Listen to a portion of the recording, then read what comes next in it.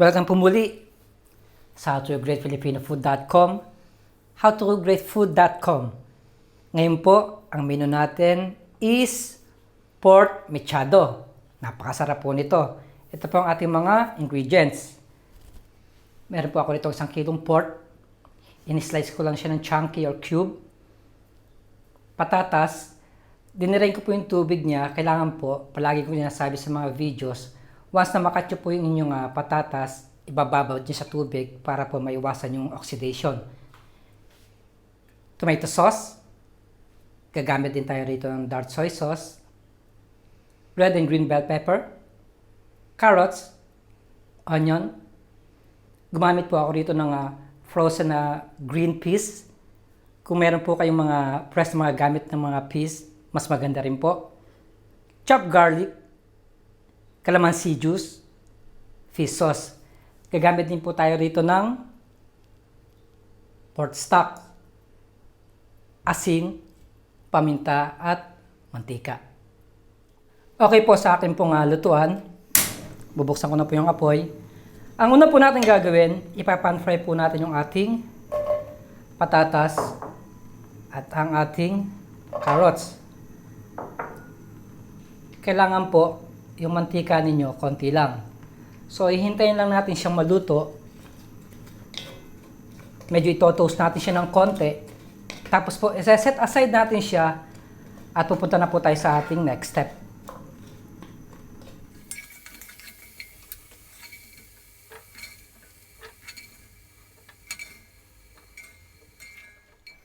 So, ayan po, nahango na po natin yung ating patatas at ang carrots. The same oil po yung gagamitin natin. Mag-start na po tayo mag-saute ng garlic.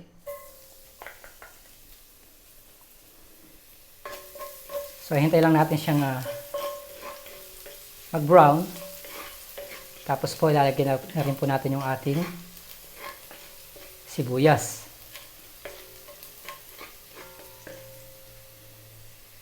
Ngayon, pwede na siya. Lagyan na natin yung ating sibuyas. So, lulutuin ko lang siya ng mga less than 1 minute. Tapos po, i-add na po natin yung ating baboy.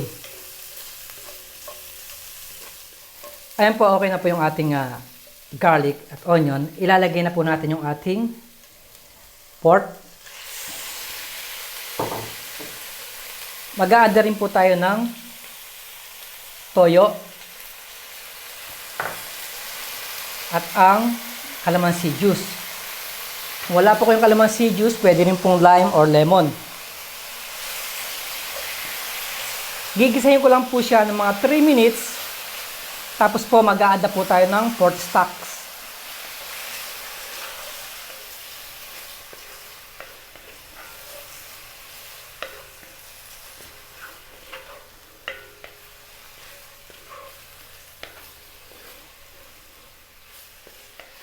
Okay guys, nagisa na po natin yung ating baboy. Ngayon naman, lalagay na po natin yung ating pork stocks.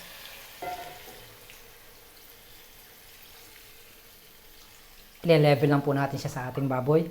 Ngayon, papakuluan natin siya ng mga 40 to 50 minutes. Depende po sa baboy, sa quality ng baboy na inyong mabibili. Meron pong matigas, meron pong malambot.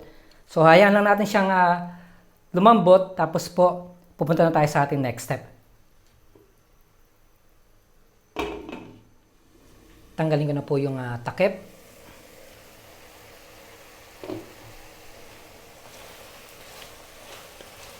Halos niluto ko po siya ng mga 40 minutes. Kailangan lang po, checkin nyo pa rin kung malambot na yung baboy. So siya, medyo okay na po siya. Ngayon, ang gagawin naman natin, maglalagay na ako ng tomato sauce. Tapos po, mag-a-add tayo ng patis, paminta, at konting asin.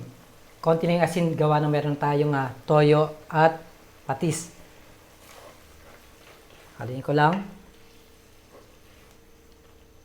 So lulutuin ko lang uli siya ng mga 5 minutes bago po natin ilagay yung ating pinan-fry na carrots at patatas.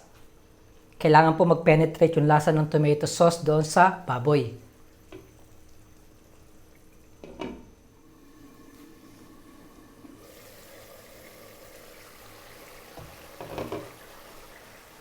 So tinanggal ko na po ulit yung takip.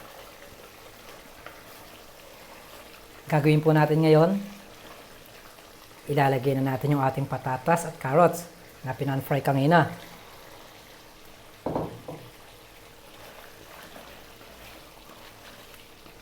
Malambot na po siya, kaya kailangan isasabay na rin po natin yung ating frozen green peas at ang ating red and green bell pepper.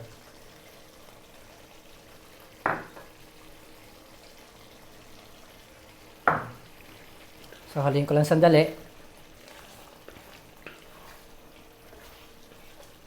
Lulutuin ko lang po siya ng mga 2 minutes. Tapos po, pwede na po siyang i-serve.